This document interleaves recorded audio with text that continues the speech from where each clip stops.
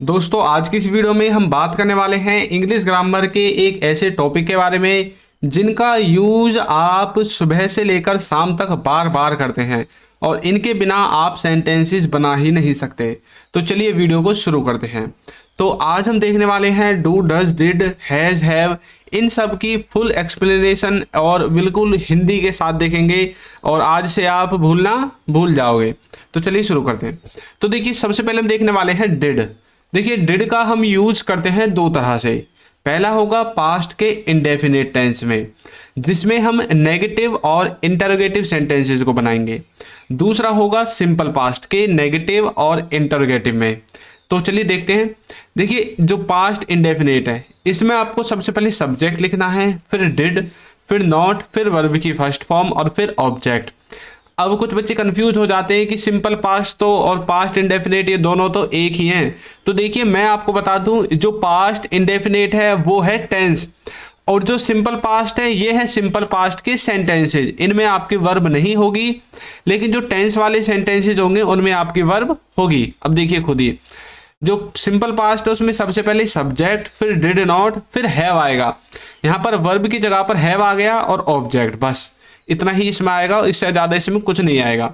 सिर्फ आपको subject change करना है, बाकी सब कुछ आपका सेम टू सेम रहेगा। सब्जेक्ट और ऑब्जेक्ट आपको चेंज कर देना है। देखिए पास्ट इंडेफिनिट टेंस को देखते हैं नेगेटिव और इंटरोगेटिव सेंटेंसेज में। इसमें जो स्ट्रक्चर है वो मैंने आपको बता दिया था। इसमें वर्ब की फर्स्ट फॉर्म आएगी डिड नॉट के बाद। देखिए इसका मतलब है कि किसी ने कुछ नहीं किया, किसी ने कोई काम नहीं किया पास्ट में, या फिर किसी ने कुछ नहीं किया है पास्ट में, तब आपको यूज करना है डिड का, उसके साथ नॉट लगाकर। और यदि आपको इसको ही इंटरोगेटिव में ट्रांसलेट करना है तो कुछ नहीं करना, सिर्फ ये डिड है इसको उठाकर सब्जेक्ट से आगे रख दो, इंटरोगेटिव में बन जाएगा। देखिए वह नहीं गया, वह नहीं गया तो बोलोगे ही डिड नॉट गो, ये ही डिडंट गो, कुछ भी बोल सकते हैं।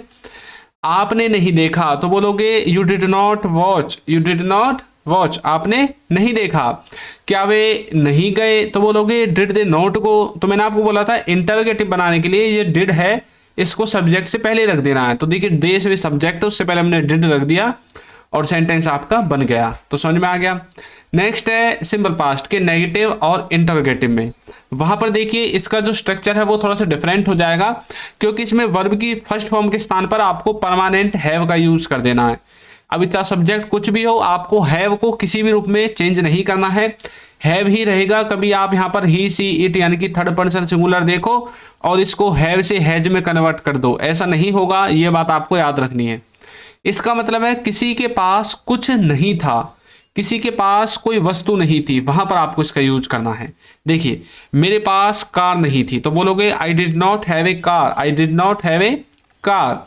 क्या आपके पास पैसे नहीं थे तो बोलोगे did you not have money, did you not have money. उसके पास पैसे नहीं थे तो बोलोगे he did not have money, he did not have money. तो इस तरह से आप डिड का यूज करेंगे।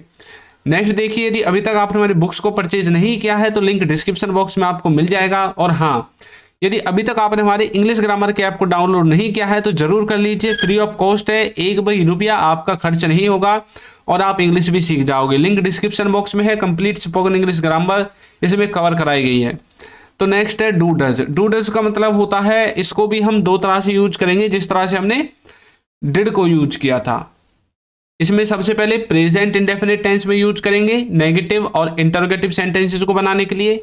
सिंपल प्रेजेंट में यूज करेंगे नेगेटिव और इंटरोगेटिव दोनों तरह के सेंटेंसेस को बनाने के लिए। स्ट्रक्चर आपका बिल्कुल सेम रहेगा, सिर्फ डिड के स्थान पर डू डज लग जाएगा और नीचे भी बिल्कुल सिंपल जो स्ट्रक्चर है इसका, और इसमें आपको डू डज लगा देना है डिड के स्थान पर। सबसे पहले सब्जेक्ट, फिर डू डज, फिर नॉट, और ऊपर वाले में वर्ब की फर्स्ट फॉर्म आ जाएगी जो कि प्रेजेंट का इंडेफिनिट टेंस है, और सिंपल प्रेजेंट में वर्ब की फर्स्ट फॉर्म ना आकर हैव आ जाएगा परमानेंट। उसके बाद आपको दोनों में ऑब्जेक्ट लगा देना है। तो चलिए पहले वाले को देखते हैं, प्रेजेंट इंडेफिनिट टेंस वाले को। इसमें आपको नेगेटिव और इंटरोगेटिव दोनों सेंटेंसेस बनाने हैं। इसमें सबसे पहले सब्जेक्ट, फिर डू डज, फिर नॉट, फिर वर्ब की फर्स्ट फॉर्म और फिर ऑब्जेक्ट आएगा। देखिए कोई कुछ नहीं करता है, कोई कुछ नहीं करता है, जैसे कि वह नहीं जाता है तो बोलोगे he does not go, he does not go. आप नहीं देखते हैं तो बोलोगे you do not watch, you do not watch. क्या वे नहीं जाते तो बोलोगे do they not go, do they not go. तो इस तरह से डू डज का यूज कर सकते हैं तीनों तरह से आप। तो नेक्स्ट है डू डज का सेकंड जो है सिंपल प्रेजेंट के नेगेटिव और इंटरोगेटिव सेंटेंसेज में। यहाँ पर सबसे पहले सब्जेक्ट, फिर डू डज, फिर नॉट, फिर वर्ब की फर्स्ट फॉर्म नहीं आएगी, इसमें हैव आएगा परमानेंट, क्योंकि ये है आपका सिंपल का प्रेजेंट, इसमें वर्ब नहीं होती है, और फिर आपको ऑब्जेक्ट लिखना है। इसका मतलब होता है कि किसी के पास कुछ नहीं है, प्रेजेंट में किसी के पास कोई वस्तु नहीं है, कोई चीज नहीं है, तब आपको इसका यूज करना है नॉट के साथ हैव लगाकर। जैसे मेरे पास कार नहीं है तो बोलोगे I do not have a car, I do not have a car. क्या आपके पास पैसे नहीं है तो बोलोगे do you not have money, do you not have money. उसके पास पैसे नहीं है तो बोलोगे he does not have money, he does not have money.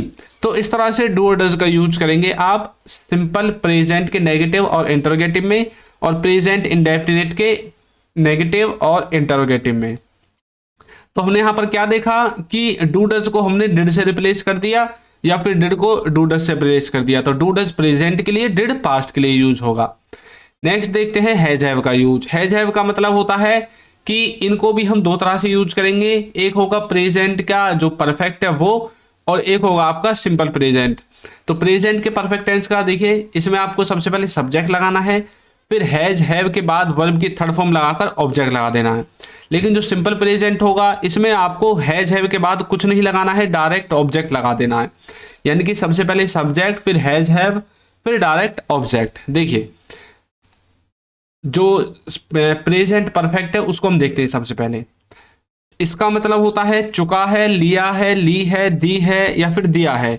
जब ये वाले शब्द आपको किसी हिंदी के वाक्य के लास्ट में दिखाई दें, तब आपको 99% श्योर हो जाना है कि हैज हैव लगेगा। 1% ऐसा होगा कि वहां पर हैज हैव नहीं आएगा, ये बात भी आपको याद रखनी है। तो देखिए वह गया है तो बोलोगे he has gone, he has gone. उसने एक किताब खरीदी है तो बोलोगे he has bot a book, he has bot a book. उसने पैसे दे दिए हैं तो बोलोगे he has given money, he has given money. तो इस तरह से आप हैज और हैव का यूज करेंगे प्रेजेंट परफेक्ट टेंस में। अब जो दूसरा है सिंपल प्रेजेंट, इसमें आपको हैज हैव के बाद कुछ लगाना ही नहीं है, क्योंकि इसका जो सेंस है वो ये रहेगा कि किसी के पास कोई वस्तु है, किसी के पास कुछ है, तब आपको इसका यूज करना है विदाउट वर्ब के। जैसे मेरे पास कार है तो बोलोगे I have a car, I have a car. आपके पास पैसे हैं तो बोलोगे you have money, you have money. उसके पास लैपटॉप है तो बोलोगे he has a laptop, he has a laptop. तो इस तरह से आप हैज हैव का यूज करेंगे दो तरह से। तो दोस्तों ऐप का और बुक का लिंक नीचे डिस्क्रिप्शन बॉक्स में आपको मिल जाएगा, वहां से जाकर आप इन्हें डाउनलोड कर सकते हैं। तो आपको ये वीडियो कैसी लगी है जरूर बताइएगा, और यदि अभी तक आपने हमारे चैनल को सब्सक्राइब नहीं किया है तो चैनल को सब्सक्राइब कर दीजिए, वीडियो को लाइक कर दीजिए, और एक अच्छा सा कमेंट करना बिल्कुल ना भूलें। Thank you.